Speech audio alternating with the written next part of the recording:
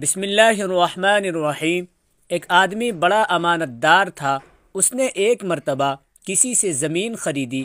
اللہ کا کرنا ایسا ہوا کہ اسے زمین میں سے سونے کا ایک گھڑا ملا۔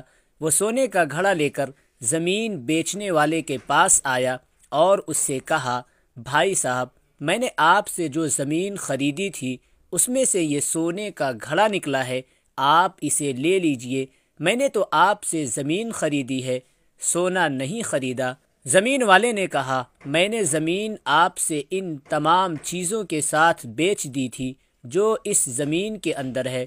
دونوں آدمی اللہ تعالیٰ سے بہت زیادہ ڈرنے والے تھے، اس لیے ان میں سے ایک نے سوچا کہ کہیں ایسا نہ ہو کہ سونے کے گھڑے پر میرا حق نہ ہو اور میں اسے صرف سامنے والے کے کہنے سے لے لوں اور قیامت میں اس پر میری پکڑ ہو جائے۔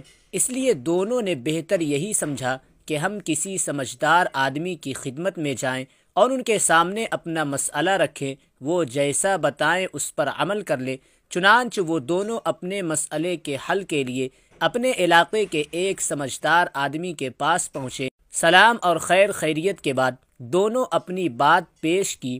انہوں نے بات سننے کے بعد پوچھا، کیا تم دونوں کی کوئی اولاد ہے؟ ایک نے کہا، میرا ایک بیٹا ہے۔ دوسرے نے کہا، میری ایک بیٹی ہے۔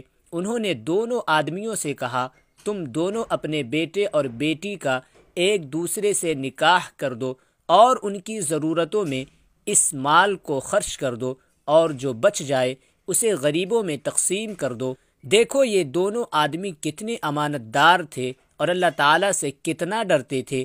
دوسرے کا ذرا سا بھی حق معلوم ہوتا تو اس کے ادا کرنے کی پوری فکر کرتے۔